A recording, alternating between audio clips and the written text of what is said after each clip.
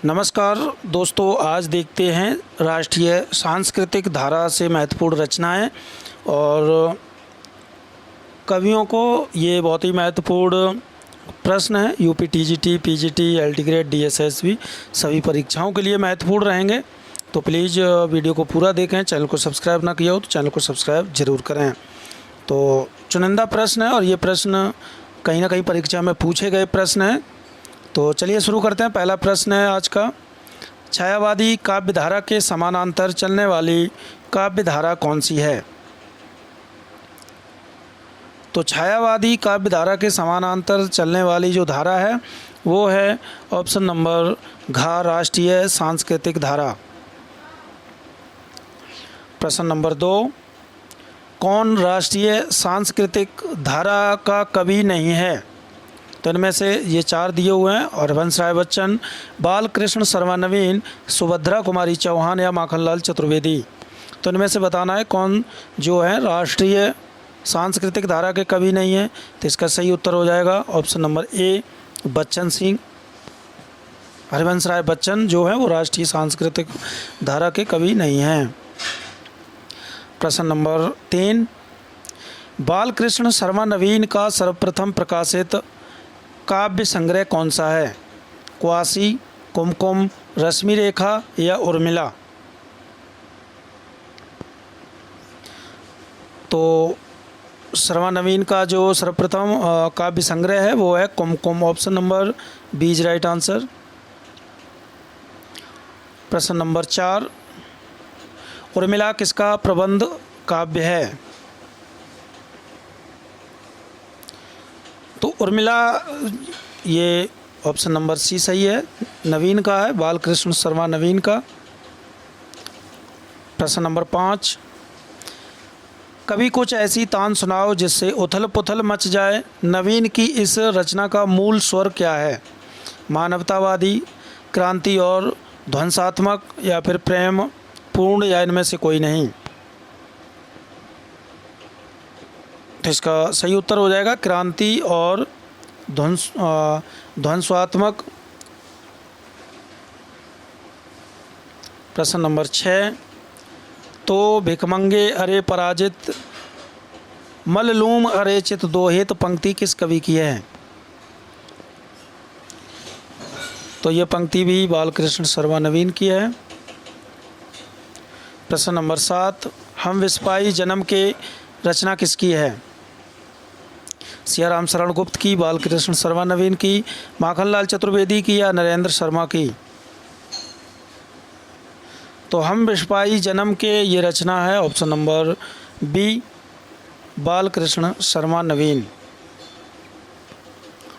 प्रश्न नंबर 8, नवीन की रचना नहीं है। रश्मि रेखा, क्वासी, अपलक या धूम्रवलय। तो इसका सही उत्तर हो जाएगा ऑप्शन नंबर डी, धूम्रवलय। प्रश्न नंबर 9, उर्मिला प्रबंध काव्य की रचना हुई थी।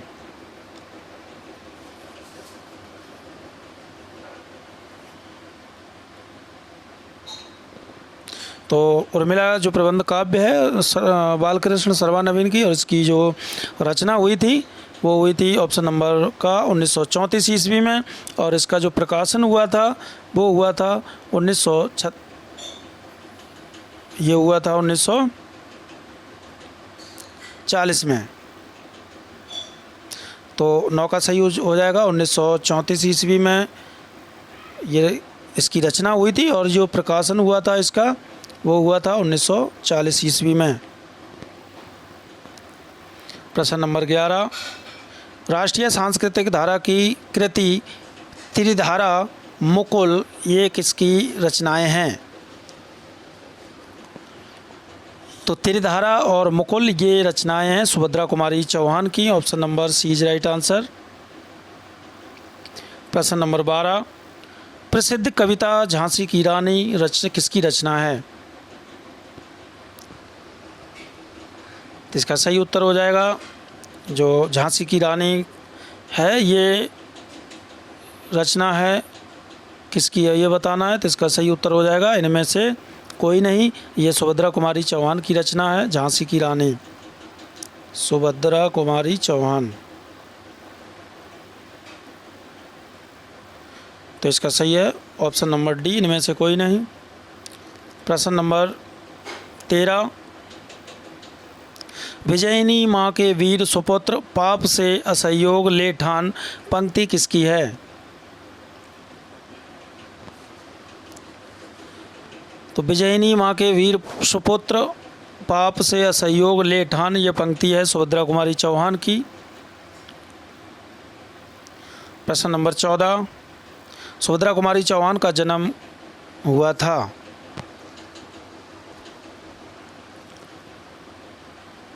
तो इसका सही उत्तर हो जाएगा सुभद्रा कुमारी चौहान का जन्म हुआ था इलाहाबाद में। और इनका जो जन्म कब हुआ था, सुभद्रा कुमारी का जन्म कब हुआ था? तो ये हुआ था 1905 में। प्रश्न नंबर 16, मौर्य विजय किसकी रचना है? तो मौर्य विजय रचना के लेखक हैं सियाराम शरण गुप्त। प्रश्न नंबर 17, छायावाद की ठीक पीठ पर आए कवि कौन हैं?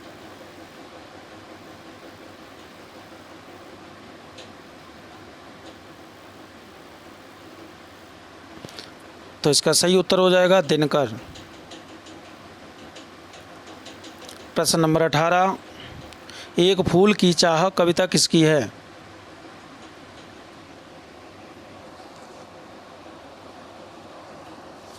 तो एक फूल की चाह ये कविता है option number B, Siyaram Sharan Gupt की।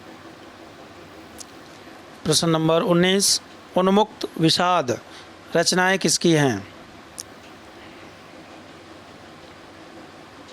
तो उन्मुक्त विषाद ये रचनाएं हैं सियाराम शरण गुप्त की, option number C is right answer.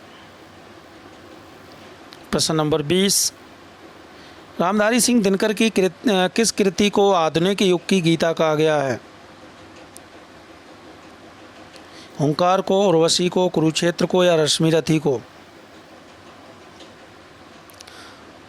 तो दिनकर की कृति है कुरुक्षेत्र और इस रचना को कहा गया है आधुनिक युग की गीता। तो इसका सही उत्तर हो जाएगा Kurukshetra, option number C is right answer. तो दोस्तों ये थे महत्वपूर्ण 20 प्रश्न अच्छे लगे तो प्लीज़ वीडियो को लाइक करें, शेयर करें, चैनल को सब्सक्राइब जरूर करें। धन्यवाद।